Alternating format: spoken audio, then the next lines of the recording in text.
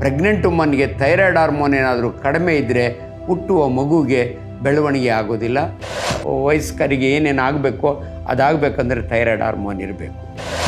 ನಿಮ್ಮ ಕುತ್ತಿಗೆಯಲ್ಲಿ butterfly shape ಇರುತ್ತೆ, ಅದಕ್ಕೆ ಥೈರಾಯ್ಡ್ ಗ್ಲ್ಯಾಂಡ್ ಅಂತ ಯಾಕಂತಾರೆ ಅಂದರೆ ಥೈರಾಯ್ಡ್ ಹಾರ್ಮೋನ್ ಕಡಿಮೆ ಆದರೆ ಬಂಜೆತನ ಬರುತ್ತಾ ಅಂತ ತುಂಬ ಜನ ಕೇಳ್ತಾರೆ.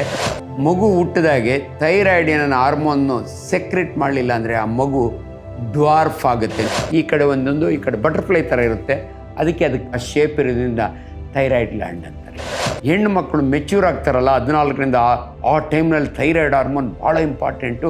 ನೀವು ಹಿಂದಿನ ಕಾಲದಲ್ಲೆಲ್ಲ ಸರ್ಕಸ್ನಲ್ಲಿ ಕುಳ್ಳರನ್ನ ಸಿನಿಮಾದೊಳಗೆ ಜೋಕರ್ಸ್ ಥರ ತೋರಿಸೋರಲ್ಲ, ಅವ್ರಿಗೆಲ್ರಿಗೂ ಕಾರಣ ಎರಡೇ, ಒಂದು ಥೈರಾಯ್ಡ್ ಹಾರ್ಮೋನ್ ಇಲ್ಲ, ಇಲ್ಲದ್ರೆ ಗ್ರೋತ್ ಹಾರ್ಮೋನ್ ಇಲ್ಲ.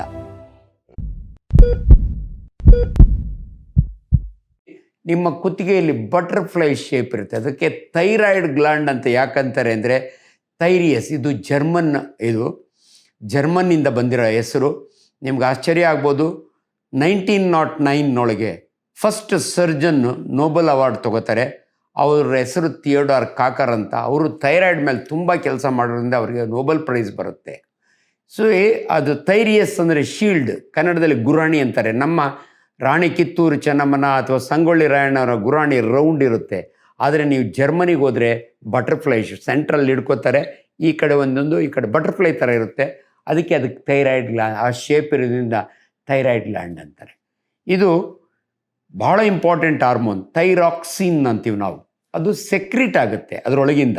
ಅದು ಭಾಳ ಇಂಪಾರ್ಟೆಂಟ್. ಗ್ರೋತ್ ಆಗಬೇಕಾದ್ರೆ ಮನುಷ್ಯನ ದೇಹದ ಬೆಳವಣಿಗೆ, ಆರೋಗ್ಯ. ನಿಮಗೆ ಸಿಂಪಲಾಗಿ ಅರ್ಥ ಆಗಬೇಕು ಅಂದರೆ, ಹೆಣ್ಣು ಮಕ್ಕಳು ಮೆಚ್ಯೂರ್ ಆಗ್ತಾರಲ್ಲ 14ರಿಂದ ಆ ಟೈಮ್ನಲ್ಲಿ ಥೈರಾಯ್ಡ್ ಹಾರ್ಮೋನ್ ಭಾಳ ಇಂಪಾರ್ಟೆಂಟು, ತುಂಬ ಸೆಕ್ರೀಟ್ ಆಗುತ್ತೆ. ಆ ಹೆಣ್ಣು ಮಕ್ಕಳ ಬೆಳವಣಿಗೆ ಇರುತ್ತಲ್ಲ, ವಯಸ್ಕರಿಗೆ ಏನೇನು ಆಗಬೇಕೋ ಅದಾಗಬೇಕಂದ್ರೆ ಥೈರಾಯ್ಡ್ ಹಾರ್ಮೋನ್ ಇರಬೇಕು. ನೋಡಿ, ಭಾಳ ಹೆಣ್ಣು ಮಕ್ಕಳಿಗೆ ಥೈರಾಯ್ಡ್ ಅಂದ ತಕ್ಷಣ ಎಲ್ರಿಗೂ ಗೊತ್ತು, ಯಾಕಂದರೆ ಪ್ರೆಗ್ನೆನ್ಸಿ ಟೈಮ್ನೊಳಗೆ ಪ್ರತಿ ಗೈನಕಾಲಜಿಸ್ಟು ಒಂದು TSH ಮಾಡಿಸ್ತಾರೆ, T3 T4 TSH ಅಂತ, ಅಂದರೆ ಥೈರಾಯ್ಡ್ ಹಾರ್ಮೋನ್ ಅಸೆಸ್ ಮಾಡ್ತಾರೆ. ಈ ಥೈರಾಯ್ಡ್ ಬಗ್ಗೆ ನಿಮಗೆ ಅರ್ಥ ಆಗಬೇಕು ಅಂದರೆ, ಪ್ರತಿಯೊಬ್ಬರ ಕುತ್ತಿಗೆಯಲ್ಲೂ ಫ್ರಂಟ್ ಆಫ್ ದಿ ನೆಕ್ ಅಂತೀವಿ ನಾವು, ಒಂದು 25 ಗ್ರಾಮ್ದು ಎಂಡೋಕ್ರೈನ್ ಗ್ಲ್ಯಾಂಡ್. ಎಂಡೋಕ್ರೈನ್ ಗ್ಲ್ಯಾಂಡ್ ಅಂದರೆ ನಿಮ್ಮ ದೇಹದಲ್ಲಿ ಭಾಳ ಎಂಡೋಕ್ರೈನ್ ಗ್ಲ್ಯಾಂಡ್ಸ್ ಇದ್ದಾವೆ. ಪಿಟ್ಯೂಟರಿ ಬ್ರೈನ್ನೊಳಗಿರುತ್ತೆ, ಥೈರಾಯ್ಡ್ ಇಲ್ಲಿರುತ್ತೆ, ಅಡ್ರಿನಲ್ ಗ್ಲ್ಯಾಂಡ್. ಇವತ್ತು ಥೈರಾಯ್ಡ್ ಬಗ್ಗೆನೇ ಮಾತಾಡ್ತಿದ್ದೀನಿ. ಈ ಎಂಡೋಕ್ರೈನ್ ಗ್ಲ್ಯಾಂಡ್ಸ್ ಫಂಕ್ಷನ್ ಏನಂದರೆ ಹಾರ್ಮೋನ್ ಸೆಕ್ರೆಟ್ ಮಾಡ್ತವೆ. ಆ ಹಾರ್ಮೋನು ಭಾಳ ಇಂಪಾರ್ಟೆಂಟು. ಪರ್ಟಿಕ್ಯುಲರ್ಲಿ ಥೈರಾಯ್ಡ್ ಹಾರ್ಮೋನ್ ಏನಾದರೂ ಮಗು ಹುಟ್ಟಿದಾಗೆ ಥೈರಾಯ್ಡಿನ ಹಾರ್ಮೋನ್ನು ಸೆಕ್ರೆಟ್ ಮಾಡಲಿಲ್ಲ ಅಂದರೆ ಆ ಮಗು ಡ್ವಾರ್ಫ್ ಆಗುತ್ತೆ. ನೀವು ಹಿಂದಿನ ಕಾಲದಲ್ಲೆಲ್ಲ ಸರ್ಕಸ್ನಲ್ಲಿ ಕುಳ್ಳರನ್ನ ಸಿನಿಮಾದೊಳಗೆ ಜೋಕರ್ಸ್ ಥರ ತೋರಿಸೋರಲ್ಲ, ಅವ್ರಿಗೆಲ್ರಿಗೂ ಕಾರಣ ಎರಡೇ, ಒಂದು ಥೈರಾಯ್ಡ್ ಹಾರ್ಮೋನ್ ಇಲ್ಲ, ಇಲ್ಲದ್ರೆ ಗ್ರೋತ್ ಹಾರ್ಮೋನ್ ಇಲ್ಲ.